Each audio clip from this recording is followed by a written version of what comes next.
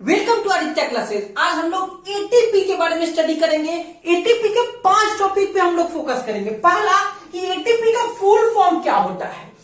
Next है ATP का definition क्या हो गया कि what is ATP. Third point है कि एटीपी हमारे बॉडी में कैसे प्रोड्यूस होता है, how do ATP is produced. Next fourth topic है कि एटीपी से एनर्जी कैसे प्रोड्यूस होता है, how do energy is produced from ATP. Okay, and fifth topic है कि जो एटीपी एनर्जी प्रोड्यूस करता है उस एनर्जी का कहां कहां यूज होता है। अब एक एक टॉपिक को हम लोग यहां से देखते हैं। अब फर्स्ट ऑफ ऑल एटीपी का फुल फॉर्म क्या है। तो एटीपी एडिनोसाइन ट्राइफॉस्फेट से बना हुआ है। एडिनोसाइन का ए और ट्राइफॉस्फेट का टी और पी।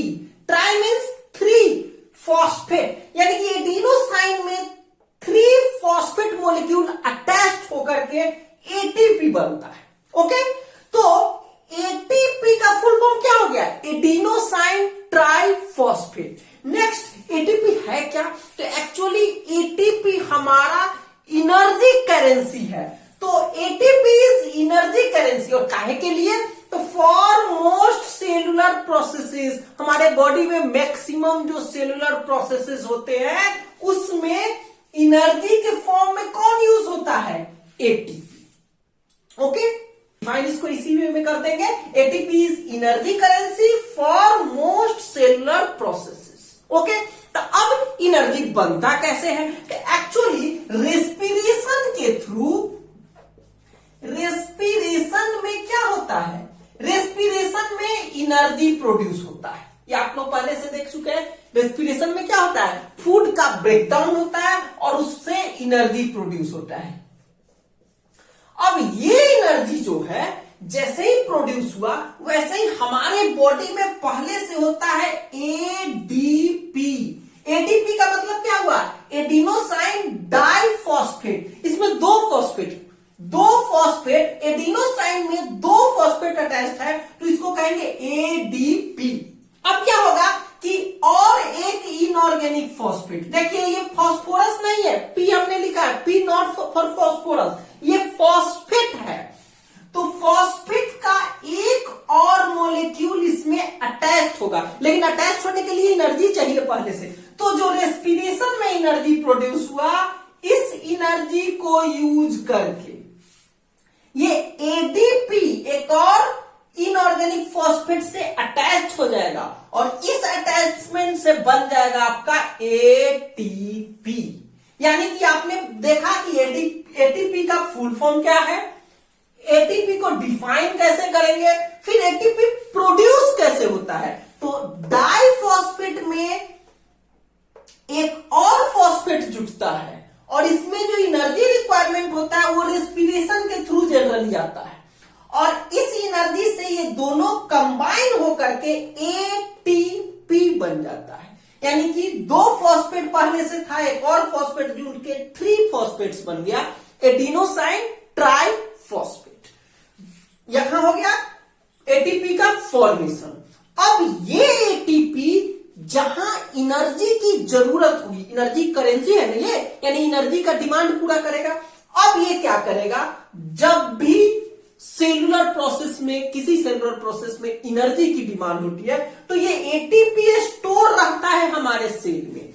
ये क्या करेगा, ये एटीपी वाटर के साथ मिलके, यहां पे वाटर का रिक्वायरमेंट होगा, एटीपी वाटर के साथ टूट करके फिर से बनेगा एडीपी प्लस एक फॉस्फेट इसका निकल गया, और ये टर्मिनल फॉस्फेट होता है। याद रखिएगा, ये जो फॉस्फेट रिलीज होता है वो टर्मिनल फॉस्फेट है, साइड से फॉस्फेट निकलता है, और इसके साथ साथ 30 किलो जूल पर मोल, एक मोल अगर एटीपी टूट रहा है तो 30 किलो जूल एनर्जी रिलीज होता है।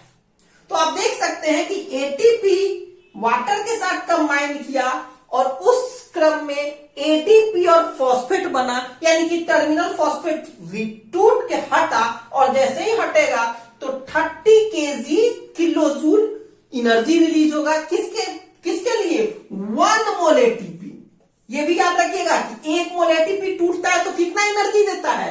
30 किलो जूल पर मोल। ओके, अब इसके यूज के बारे में हम लोग देखेंगे कि एडिनोसाइन ट्राइफॉस्फेट जो एनर्जी देता है, इस एनर्जी को कहां कहां यूज होता है। पहले हमने फुल फॉर्म देखा, फिर डिफिनीशन देखा, फिर इसका फॉर्मेशन देखा कि एटीपी कैसे बनता है, फिर एटीपी से एनर्जी कैसे प्रोड्यूस होता है, इसको हमने देखा।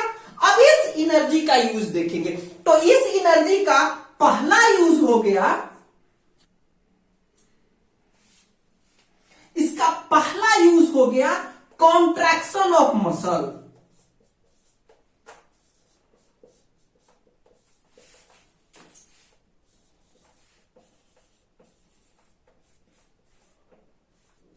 मसल्स को कॉन्ट्रैक्ट करना, जैसे देखिए ये बाजू हम लोग कैसे मोड़ते हैं, यहां के मसल्स को कॉन्ट्रैक्ट करके, तो उसके लिए भी हमको क्या यूज करना पड़ता है? एटीपी। एटीपी के थ्रू मसल्स को कॉन्ट्रैक्ट करते हैं। Next, protein synthesis.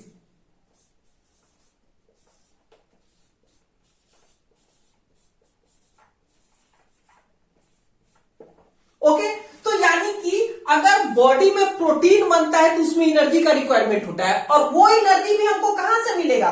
उस एनर्जी का रिक्वायरमेंट भी यही एटीपी टूट के हमको एनर्जी देगा, और उसी से प्रोटीन कैसे बनता है? एमिनो एसिड को जोड़ जोड़ के। तो एमिनो एसिड को भी जोड़ने में एनर्जी की जरूरत होती है, और वो एनर्जी हमको प्रोड्यूस कहां से फाइंड होगा? यही एटीपी के टूटने से जो एनर्जी बनेगी वो। थर्ड है आपका कंडक्शन ऑफ नर्व इंपल्स।